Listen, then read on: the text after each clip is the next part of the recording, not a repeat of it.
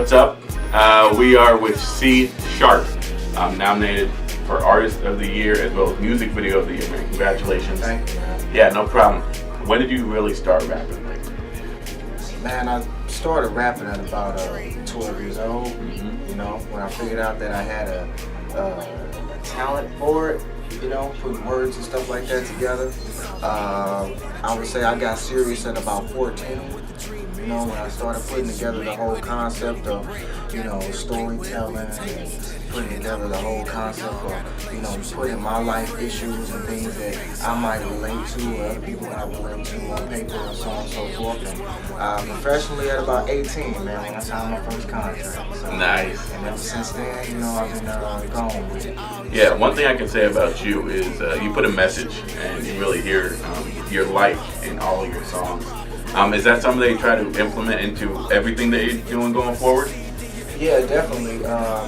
You know, the thing is about life is that everybody feels like, well, they don't relate to me.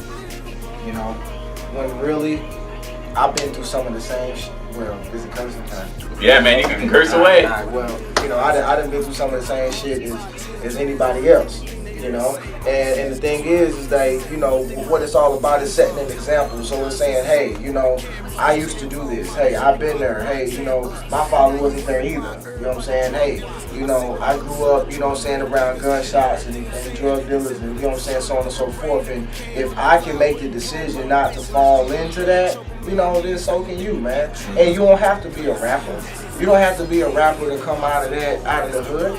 You know what I'm saying? You could be anything. You could be a doctor, lawyer, pediatrician, community service activist, you know what I'm saying? Teacher, principal. You be the whatever the fuck you want to be, you know what I'm saying? But people always associate, you know what I'm saying, rap with the hood. And I ain't gonna lie to you, like, I didn't grow up in the hood. You know, I didn't. It was one of those things that, you know, being from the city, you know, I saw a lot of things, but, you know, by my mother, man, being who she was, she made sure that, you know, I wasn't in that environment all the time. So, you know, yeah, as far as relating to people, you know, and there's a lot of things that people go through that I ain't never been through.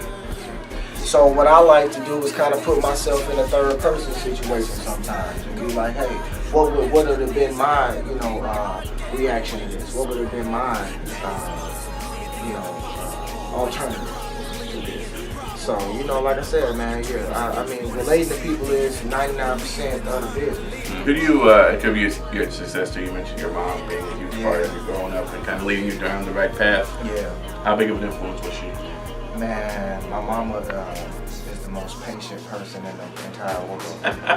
She is, man. And she believed in what I had going on. And, you know, sometimes, you know, times get hard or whatever, and we sit back and decide, like, you know, is this what you really want to do? Is this what you should be doing? And I'm like, Mom, have I ever given you a reason, you know what I'm saying, to quit? Have I ever given you a reason to say that, you know, this ain't going where we want it to go? As long as I keep bringing back results, let me do that. You know what I'm saying? And she let me do it, and, you know, she, like I said, man, a lot of the times, you know, the success, the patience and the love we get from our parents is the difference between us being successful or not. Flat out. I mean, for real. Like, I couldn't do some of the things that I do without my mother. And that's just real. that's just real. Yeah. And you know, so, you know, you just want to make sure that you don't fuck it up and you make her proud, and that, you know what I'm saying, everything that you do, you know, you're helping somebody or you're educating somebody or you're, you know what I'm saying, you're spreading some type of message, man, that's going to better your community. And you don't want to, you know, do the bitch thing and do the, you know, gun thing and do all that stuff, especially when you got somebody that's, you know, being patient with you, man, you know what I'm saying? And that's saying, you know, you're smarter than that. You know, you're more intelligent than that. You know, use that and you know, give people something that they can eat off of, that they can feed off of. So, you know, I love my mama, man, and you know, hopefully I'm doing what it takes, you know what I'm saying, to make her proud. Yeah, for sure. One thing I can say is one thing that stood out to us was the community service that you participated in. A lot of artists say that they do stuff, Yeah. but they're not on the ground floor. And one thing that you are is you are on that ground floor helping every single day that you can. So what really motivated you to start that up, and what exactly do you do? Shit. I do so much, man. I hate talking about me, but I understand this is an interview. It's all about you, man. But man, first of all, man, the thing that inspired me to get out there in the streets is because rap and music with the internet and all that stuff has become so like non-personal. You know what I'm saying? Meek Mills, I think, said it the best. He said, you want to know why I'm the little kid's favorite rapper? It's because 9 times out of 10 they gonna see me walking down the street, and they gonna see me at the house parties, and they gonna see me, you know what I'm saying, riding, you know what I'm saying, ATVs and shit down the street. You know what I'm saying? Have you ever met your favorite artist? Hi, nice to meet you. But you know what I'm saying? Like that's what he was saying. Have you ever met your favorite artist? And he was like, sometimes that's the difference between you know what I'm saying, being a lifetime fan or just, liking the song. So, my thing is to, get out here and, tell kids to believe in the unbelievable. You know what I'm saying? And, get out here in the communities and, go to the gangsters and be like, yo, put the pistols down, man. You know what I'm saying? And go to women and girls and stuff and say, hey, it's important that you all know your status as far as, your sexual health and education. You know what I'm saying? And people will respect you for that. You know what I'm saying? When you throw the ball with little, JoJo. You know what I'm saying? And when you come down the alley and you picking up trash or something like that, man. Or, you know what I'm saying? They respect that. And you got so many people that's trying to sell, instead of buying in, you know what I'm saying, to the community, you know what I'm saying, and buying in. And it's a sacrifice, you know what I'm saying, you got to sacrifice yourself, for a little minute, for a bigger cause, but ultimately, if you bring in a dynamic to it, man, that is needed, which is youth, which is energy, which is, maybe a message, which is, anything that is missing, man, you'll stand out. Yeah. You'll really stand out, and people will start gravitating to you, and then you have to accept the responsibility that they're watching. Put the Pistol Down is a great record. It's something that kind of draws us towards you as an artist. What can we expect? I said 2 years. Let's say 10 years down the line, when maybe you're a little bit bigger, obviously, than you are now, and people feel like you've kind of left St. Louis. Do you think that that's ever going to be a possibility, or are you always going to keep your roots here? Well, I mean, anything that grows, you know what I'm saying, branches out. But you never forget where the root came from. So St. Louis, man, it was a very, very fertile ground for me. And I appreciate, everything that I've been able to do and everything I've been able to contribute and be a part of here. But, at the end of the day, the world is much bigger.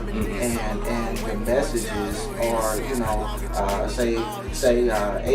AIDS awareness may not be, the thing here. It might be the thing in Chicago. It might be the thing in Miami. It might be the thing wherever. So, when I get bigger, man, I want to be up there with Bon Jovi, you know what I'm saying, at the AIDS Live, you know what I'm saying? Exactly. I want to be up there, with Angelina Jolie in Africa, you know what I'm saying? Like, damn right. John Legend and them in Africa, you know what I'm saying?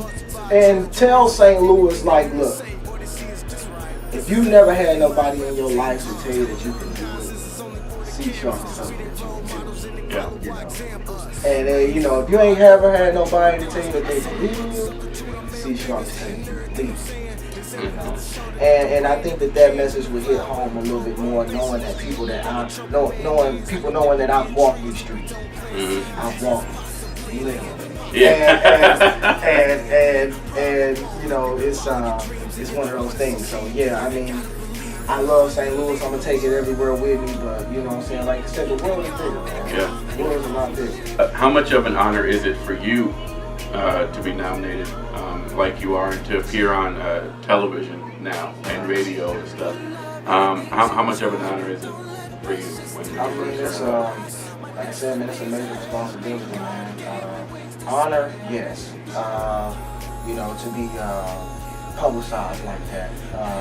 You know, a lot of artists in St. Louis at the level that I'm at, they don't get that. Yeah. They don't get that. And, you know, I just try to be creative. You know, I know that the radio was a dead end. So, you know, my thing was let me see what I can do on the TV. You know, let me knock out two birds with one stone. Let me give these motherfuckers a CD and you know. And the most, you know, credited, you know, local TV stations that we have. You know what I'm saying? And but to get on stuff like that, man, you gotta be talking about something relevant and of substance. You know what I'm saying? You can't get on there like I'm the next hottest rapper. Yes, exactly. You can't get on there like, you know, I'm the next best thing. You have to get on there saying something that they want to broadcast. That's the word of the day. Broadcast. You know what I'm saying? And so, you know, as far as radio and TV, it's a beautiful thing. You know, like I said, man, you know, you go places now, and, you know, people be like, I remember you.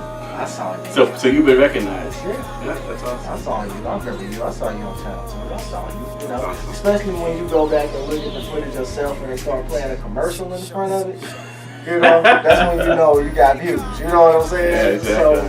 So, you know, it's all good, man. You know, like I said, the TV was just a creative way to kind of use all the media around me, and not just radio, not just, you know, internet, so on and so forth. And, you know, it's just another thing that separates you. Yep, for sure. You know, this is my room, my setup. You know what I'm saying? So far, it's